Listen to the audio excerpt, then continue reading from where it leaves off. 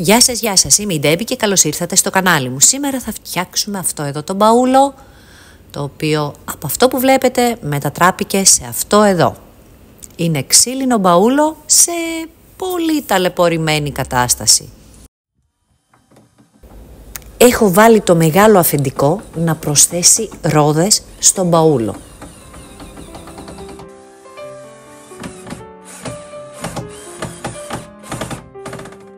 Πάμε να ξεκινήσουμε το βάψιμο. Δεν θέλω να πειράξω το κρακελέ που έχει ήδη, μου αρέσει, είναι αρκετά σταθερό και θα βάψω όλο το μπαούλο με πράγα. Ψεκάζω το πινέλο μου με νερό και παίρνω χρώμα. Βάθω προς κάθε κατεύθυνση και το χρώμα είναι ήδη πολύ καλυπτικό, οπότε θα περάσω μόνο μια στρώση από το χρώμα πράγα σε όλη την επιφάνεια. Το ζητούμενο εδώ είναι να στεγνώσει πάρα πολύ καλά το χρώμα μου, οπότε καλό είναι να περάσουν 24 ώρες για να πάμε στο επόμενο βήμα. Έχουμε τα στένσιλ, έχω επιλέξει αυτά εδώ τα στένσιλ, τα οποία θα μπουν γύρω-γύρω και στο πάνω μέρος του μπαούλου. Και επειδή είναι αρκετά τα στένσιλ που θέλω να κάνω και δεν θέλω να χρησιμοποιώ μικρό πινελάκι, έχω πάρει το μεγάλο το πινέλο, το έχω γυρίσει με λάστιχο για να γίνει πιο σφιχτό και το χρησιμοποιώ σαν πινέλο για στένσιλ. Το δεύτερο χρώμα που χρησιμοποιώ είναι το Παρίσι. Εκεί θα γίνει η παλαίωση.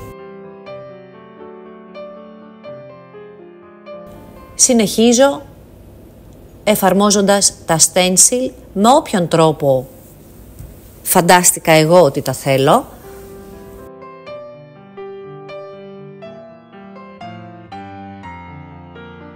Και το δεύτερο στένσιλ με τα φύλλα.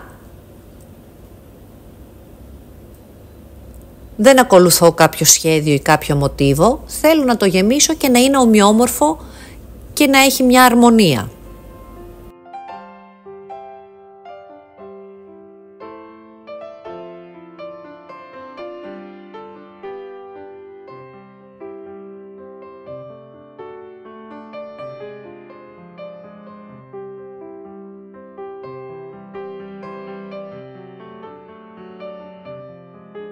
Εδώ το stencil είναι πάρα πολύ λεπτό το σχέδιό του, που σημαίνει ότι βουλώνει πάρα πολύ γρήγορα, οπότε θα πρέπει να το καθαρίζω. Δεν σας το δείχνω ότι το καθαρίζω ανά τακτά διαστήματα, για να μην σας τρώω χρόνο.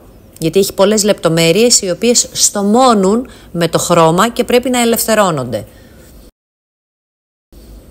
Τώρα λοιπόν που έχω τελειώσει με το stencil, έχει γίνει όπως είπα περιμετρικά παντού, χρησιμοποιώ πάλι το Παρίσι, αυτή τη φορά όμως για να κάνω την τεχνική του wash, του βρεγμένου. Για να το κάνω αυτό χρειάζομαι νερό, χρώμα και ένα πανί το οποίο το βρέχω. Εφαρμόζω το χρώμα στα σημεία που θέλω, στην προκειμένη περίπτωση το θέλω παντού, και με το βρεγμένο πανί ταμπονάρω την επιφάνεια απαλά, έτσι ώστε να αφαιρέσω σε άλλα σημεία το χρώμα και σε άλλα σημεία να μείνει ως έχει. Αυτό μπορώ να το κάνω όσες φορές θέλω. Πρέπει να επισημάνω ότι έχει στεγνώσει πάρα πολύ καλά το κάτω χρώμα και δεν χρειάστηκε να βάλω ούτε βερνίκι ούτε κερί για να προχωρήσω στη διαδικασία του wash. Εάν όμως δεν αφήσετε να στεγνώσει πολύ καλά η επιφάνειά σας από κάτω και προχωρήσετε σε οποιαδήποτε τεχνοτροπία που περιέχει νερό, η κυμολία επειδή ενεργοποιείται με το νερό, είναι πολύ πιθανό να χάσετε και το χρώμα από κάτω. Να φύγει δηλαδή από το νερό, από το πολύ νερό. Εάν όμως αφήσετε την κυμολία να στεγνώσει πολύ καλά, τότε δεν θα έχετε κανένα πρόβλημα.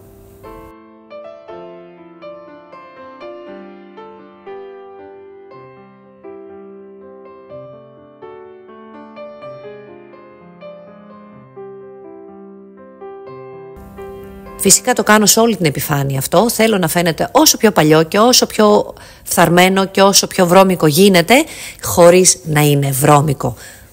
Και το αποτέλεσμα είναι αυτό εδώ που βλέπετε. Το επόμενο βήμα είναι το κέρωμα.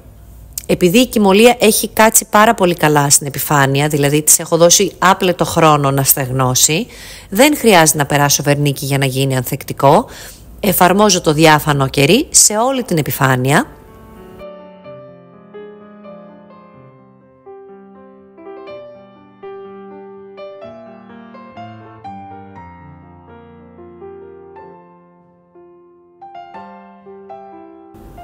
Και πάμε για την παλαίωση, η οποία θα γίνει με το μαύρο κερί.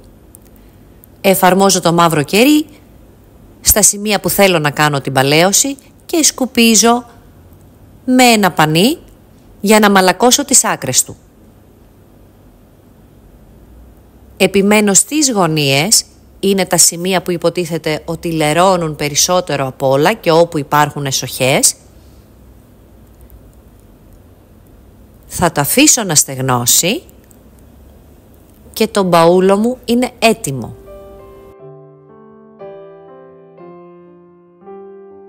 Μην ξεχνάτε να αφήνετε φυσικό χρόνο να περάσει για να στεγνώνουν τα έπιπλά σας.